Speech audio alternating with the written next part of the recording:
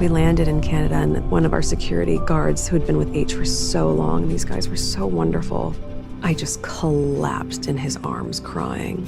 I was like, I tried so hard. He goes, I know you did. I know you did, ma'am. I know you did. I just thought this woman is really doing something quite dreadful to Britain, and Harry has fallen in love with her in a ludicrous way and has gone along as her accomplice. When Queen Camilla reportedly told a friend that Meghan had brainwashed Harry, Harry and Meghan are going to be petrified about the idea of 𝗠𝗏𝗴𝗵 snooping back into their married life, right? people brushed it off like cheap gossip, just another spicy headline dressed up in royal drama.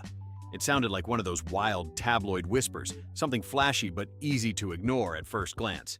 I realized how successful she'd been. Here was a woman who was nothing. I mean, born, broken family, the whole thing, unknown actress, all the rest of it, becomes a global star, which is what she wanted. When she was about 9 or 10, she said to her father, I want to be famous, I want to walk down the red carpet. And she has now done that. And she's calculated that she could be a great success. And by marrying Harry, she did it.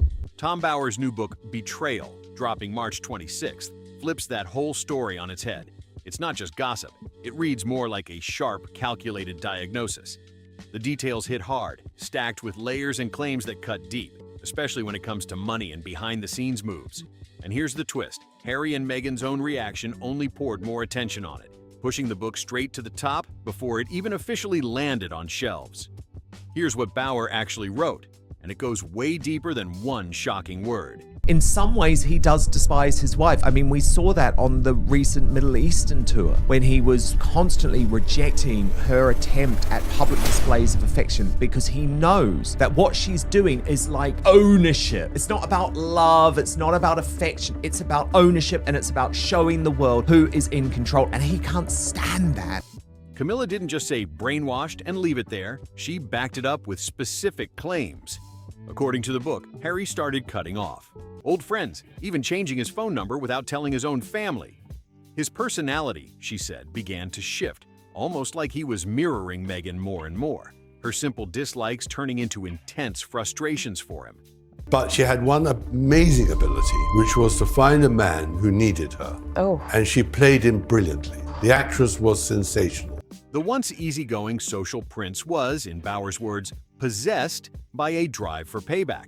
And that's where things start to look seriously dramatic. Well, you know, Piers, you're the first person to say how limited Prince Harry is, unfortunately, and how his wife trades off her husband's fame and fortune, or not so great fortune now. I mean, this is the problem, but we're still interested because, after all, he's a great character in our modern day. At first, it sounds like just 6 words tossed to a friend. Easy to brush off, easy to forget. But what Bauer lays out across 300-plus pages is not just a quote, it's a pattern, and it keeps showing up again and again. It moves step by step, from friendships to family, then institutions, charities, even Harry's own earning power. You know, I think that's why he cuts quite a lonely figure. Because his friends have all throughout his life do feel ostracized, he is just a bit of a lonely soul. Where she's got her friends in America, he, though, is very much on his own, and I think it's quite sad. And every time it follows the same sequence. Isolation, control, collapse, and that detail about the phone number? Keep that in mind, because it circles back in a big way. Most channels talking about this book stop at that brainwashed line and call it a day.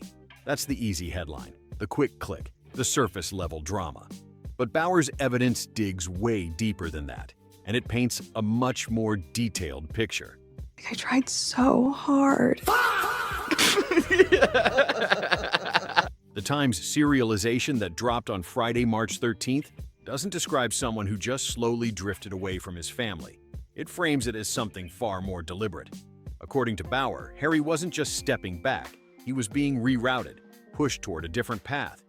He writes that, encouraged by Meghan, Harry started asserting more control and independence from palace management, turning away from the traditional royal role that had long been expected of him, including the kind of path associated with his uncle, Prince Edward. She has a narrative, and she's a very domineering woman. She controls everything. Old friends were cut off just like that, ties suddenly gone. His phone number was changed without even telling close relatives, and palace advisors completely pushed aside and ignored. Then came the confrontation, and this is where things reportedly got tense. Bauer describes a 2018 meeting at Kensington Palace where William and Catherine stepped in, trying to address the situation directly. He is having a breakdown in real time. We see it. He is completely unable to hide the totally complex feelings that come to the fore every time he is in public with Meghan Markle. During that conversation, Meghan allegedly told William to take his finger out of her face, a moment that instantly raised the stakes. But this didn't come out of nowhere. William had already warned Harry even before the engagement, concerned that the relationship with the American actress was moving way too fast. According to the account, those early doubts only grew louder as everything unfolded. Catherine, according to the book, reportedly believed Meghan was shaping the situation in a major way, and even questioned Harry's already slim chances of ever becoming king. That alone adds another layer to the tension building behind palace doors. Not in a million years did Meghan think that she was going to score Prince Harry. She thought she was going to score Andrew until Fergie put a stop to it. Now here's where it gets serious. One claim about controlling behavior can sound like a personal grudge, easy to dismiss. Two similar claims from different people? Maybe just a strange coincidence. But when Camilla, William, Catherine, and, coming up, a charity executive and even a professional brand auditor all point to the same kind of pattern independently, that's when it stops looking random and starts feeling like something much bigger is going on. At that point, it's no longer coincidence. It's converging accounts all telling a very similar story. And what happened at 𝗠𝗲𝗵𝗵 is where the story reportedly shifts from royal gossip into something a lot harder to ignore. In 2023, Dr. Sophie 𝗠𝗿𝗃𝗹𝗼, a Zimbabwean-born corporate finance lawyer who was awarded an MBE, stepped in as chair of 𝗠𝗿𝗵𝗵𝗵's board of trustees, Harry's own charity, the one he co-founded to support children in southern Africa, and something he once described as his life's work. This wasn't just any organization. This was deeply personal, tied to his past and his public image, which is why what unfolded next started raising serious questions that go way beyond palace drama. 𝗠𝗿𝗃𝗹𝗼 didn't step in to flatter anyone or play along. She came in with hard data and tough questions. During a fundraising flight from Singapore to Tokyo, backed by a Japanese philanthropist, she reportedly presented Harry with the results of a detailed brand audit she had carried out. This wasn't some small sample either. She looked at 50 different organizations and donors, not 5, not 10, but 50 separate entities. And they were all asked one direct question: do you want to be associated with Prince Harry? That's the kind of moment that shifts everything, because it's no longer about headlines or opinions. It's about how people with money and influence actually respond behind closed doors. And this is where everything suddenly goes quiet, because according to Bauer, 𝗠𝗿𝗃𝗹𝗼 sat across from Harry on that flight and delivered a message no one had ever said to him that directly before. His personal brand value had dropped hard. 20 years ago, that woman would not be able to marry a working member of the British royal family. Even though she's an actress, even though she's playing a role, that is just beneath the British royal family. She reportedly told him that donors were pulling back and that there was clear hesitation around being linked to his Netflix projects. Then came the line that spread everywhere. She said people didn't want to be associated with those shows, and especially not with Meghan. According to the account, 𝗠𝗿𝗃𝗹𝗼 also told him that Meghan's brand carried limited value in the US and, on a global level, was actually hurting what remained of Harry's standing. That's the kind of blunt assessment that shifts this from royal drama into serious reputational fallout. Harry's response, as described, said a lot about where his mindset was at that moment. Instead of asking for more details or requesting a second audit, he reportedly jumped straight to a comparison that stood out. He brought up Johnny Depp, pointing out how Depp still managed to attract financial backing even after his intense courtroom battle with Amber Heard. The question he raised was simple but revealing. If someone else could weather that level of public scrutiny and still secure support, then why couldn't he do the same? And having somebody like Dr. Sophie 𝗠𝗿𝗃𝗹𝗼, who Harry and Meghan see as being beneath them, tell them, listen, we've done a brand audit and it sucks. It's a reaction that adds another layer to how he was processing everything he'd just been told. 𝗠𝗿𝗃𝗹𝗼's response, according to Bauer, was short and cutting. Just 4 words: times have changed. That alone hit hard, but she didn't stop there. She reportedly made it clear that what really mattered now was attracting American corporations that believed in the mission itself, not in Harry as a personal brand. And then came the part that really landed. She told him, in direct terms, that companies weren't interested in narratives built around personal struggles. They wanted impact, results, and something they could confidently stand behind, not what she described as victimhood.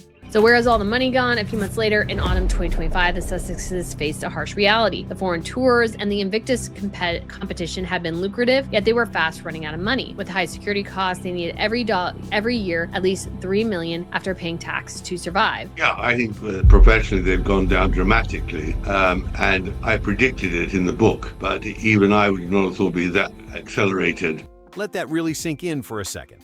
A charity executive, someone Harry himself brought into the fold, is sitting across from him at 40,000 feet, telling him that his situation is hurting his earning power in a serious way. That's not a casual conversation. That's a high-stakes reality check midair. And his go-to comparison? A Hollywood actor who stayed financially successful even after a very public legal battle with his ex-wife. Harry has a problem because he's lost his charity 𝗠𝗲𝗵𝗵 in Africa. He had better up in all these commercial deals. That contrast says a lot about where his head was at in that moment. Because at that point, this isn't just a PR issue anymore. It comes across like someone trying to find any example, any angle, to stay afloat while everything around them feels like it's shifting fast. And here's the part that really feels unsettling. Are declining. I think that his reputation is somewhat toxic, and I think Invictus is his only lifeline, and there'll be problems with that too. According to Bauer, Harry didn't reject the findings at first. He actually accepted them and even took action. He reportedly visited Lesotho for the first time in 6 years in October 2024, which made it seem like something had genuinely shifted. There's no comparison there because Harry continues to back Meghan Markle, publicly back her and all of her terrible behaviour, not to mention the fact that Johnny Depp has always been a bad boy film star rather than a royal trying to do good in the world. For a moment, it looked like he was ready to reset and face the situation head-on. But then, as the book claims, Meghan became more directly involved. And that's where things allegedly started to turn again. After that, Harry is said to have pushed to take stronger control over 𝗠𝗲𝗵𝗵, even arguing that the audit itself caused him psychological harm. Not the results, but the very act of being evaluated. That detail stands out because it flips the focus from the findings to the process itself. That's only going to work, Harry, once you kick Meghan to the curb and blow the whistle on her terrible behaviour. By March 2025, both Harry and co-founder Prince Seeiso had stepped down from the charity. Later, in August 2025, the UK Charity Commission reviewed the situation and did not find evidence of widespread or systemic bullying. But the outcome still hit hard. The organization Harry built to support vulnerable children in southern Africa was left shaken, leadership changed, and the executive who delivered that blunt assessment was gone. What Meghan never really understood, probably not even now, is that when she was cheered as a working royal, it wasn't because she was Meghan Markle, it was because she represented British royalty and all the values of the Queen and all the tradition and the 1,000 years of history. When you zoom out, what Camilla reportedly summed up in just 6 words now appears, in Bauer's telling, to have played out over 18 months across 2 continents, step by step, with consequences that kept building. The smartest move Meghan and Harry could have made with this book was simple. Stay silent, let it pass, and let the news cycle burn out in a few days. That's usually how these stories fade, fast and quietly. But instead, they did the complete opposite. In Meghan's mind, she is Diana. Yes. I mean, Diana Spencer is Meghan Spencer. And that was all part of her imagination that somehow she could inherit the glow of her dead mother-in-law. So I think that was another reason for Charles to say no. On March 14th, 2026, 12 days before the book even hit shelves, their spokesperson went public with a statement sent to People, Newsweek, and GB News all at once. And the wording, strong and unmistakable, they dismissed Bauer's work as deranged conspiracy and melodrama. That kind of early direct response didn't shut the story down. It threw gasoline on it, pulling even more attention onto the claims before readers could even get their hands on the full book. They pushed back hard, saying he had crossed the line from fair criticism into obsession. They accused him of building more and more elaborate theories about people he doesn't know and has never even met. It was a direct hit, clearly meant to shut down the narrative before it spread any further. But Bauer didn't stay quiet. He fired right back through the Daily Express. He claimed the Sussexes were nearing the end of their road in Hollywood and took aim at what he described as their suffocating self-importance. That back and forth only made things louder, not calmer. And then the numbers dropped, and they told their own story. They said Mr. Bauer's commentary has long crossed the line from criticism into fixation. This is someone who has publicly stated the monarchy in fact depends on actually obliterating the Sussexes from our state of life, language that speaks for itself. By March 15th, before a single copy had even shipped, Betrayal had already climbed to #1 on Amazon's bestseller chart. That kind of surge doesn't happen quietly. In trying to push back, they ended up giving the book a level of exposure most publishers could only dream of, more attention than a massive marketing campaign could have delivered, and it all happened before readers even opened the first page. PR expert Renee Smith, founder of Addis, told The Express that the response made the couple look seriously affected by what was coming out. She pointed out that Bauer may have struck a nerve, not necessarily because every single claim was proven true, but because the story lined up just enough with what people already suspected to make it hit hard. That's the kind of reaction that gets attention fast. And here's where it gets even sharper. The Sussexes didn't directly deny specific details, not the brand audit, not 𝗠𝗲𝗴𝗵's reported account, not the broader pattern being described. Instead, the focus stayed on criticizing the author himself. Just remember, Harry and Meghan threatened to sue at the drop of a hat, and they have never tried to sue Tom Bauer because they know what he writes is true. That kind of move doesn't read like a detailed rebuttal. It feels more like shifting the spotlight. And remember that phone number detail? The one about cutting off contact without warning? It echoes a bigger pattern being suggested throughout this whole situation.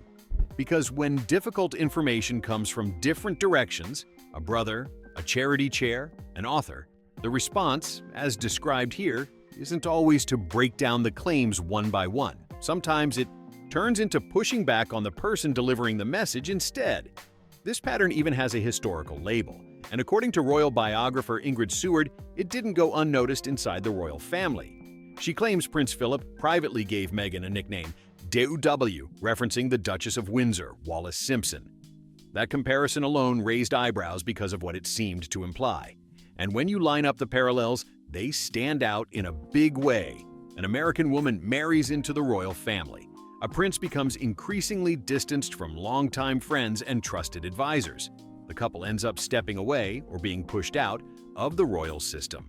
And over time, the man's official public role fades down to almost nothing. It's that sequence of events, repeated across different eras, that makes the comparison feel less like a random remark and more like a warning signal that some believed was worth paying attention to. I think she is a person who's done huge damage to the royal family, has been deeply, deeply inaccurate on many issues, and is of absolutely no value either to the royal family or society. But she just sucks from it, she takes from it and exploits it and profits from it. Biographer Sally Bedell Smith put it in very direct terms. An American woman entered the picture and shifted the entire dynamic of the situation. That kind of change doesn't happen quietly, and it's exactly why people keep drawing comparisons. Now, before anyone says this is too simplified, there are important differences that get brought up. Some revisionist historians argue that Wallis Simpson actually tried to discourage the abdication, and that Edward himself was the one driving those decisions.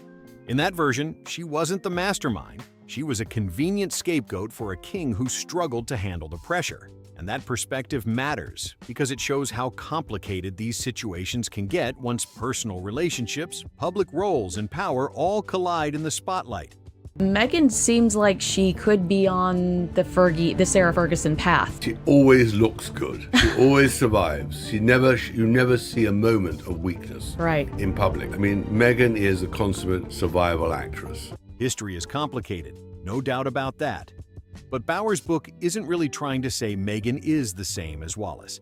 It's drawing attention to the system, the pattern, the sequence of how things reportedly Unfold.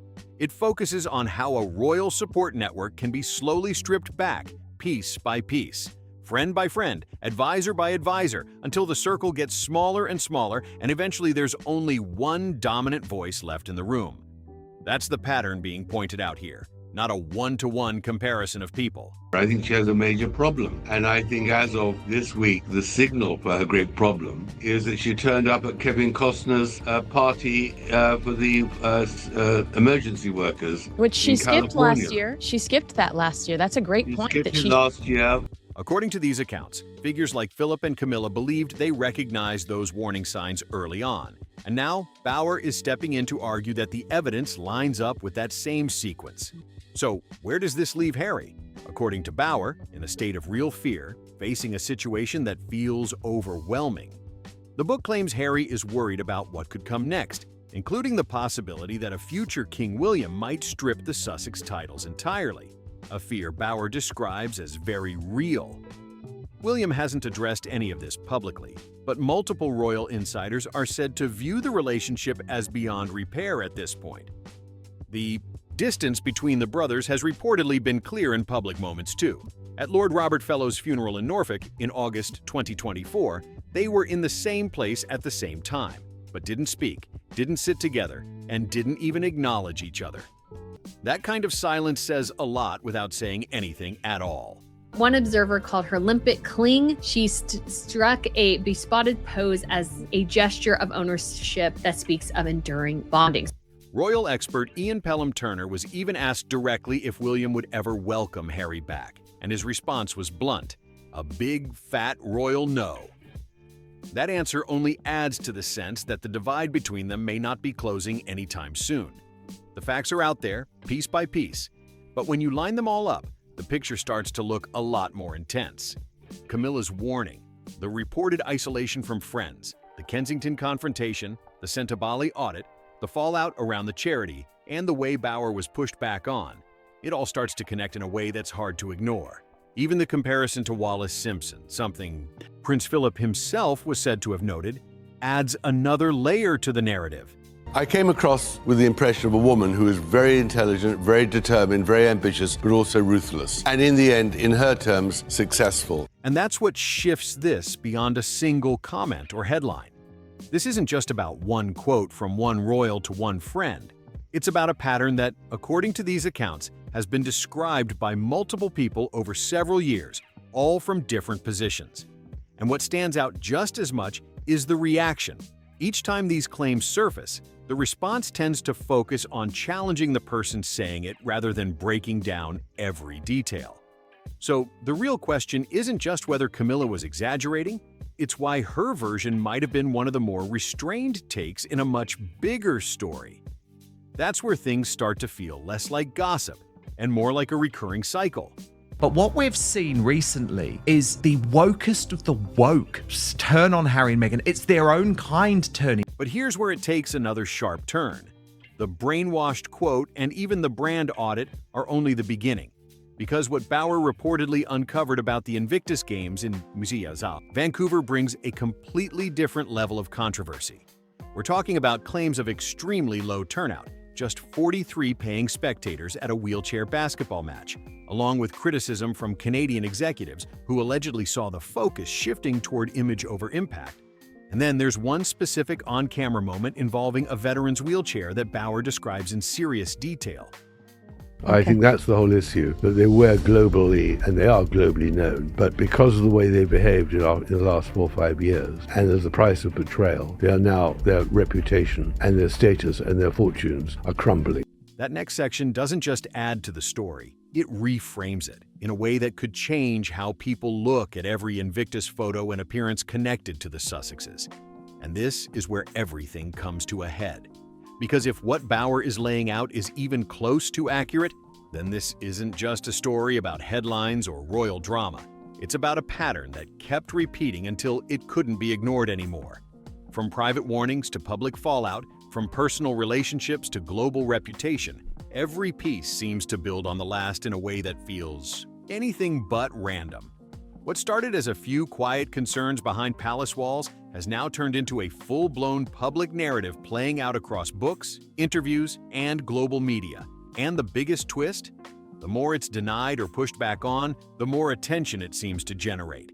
That's what keeps this story alive and evolving in real time. Now it's your turn.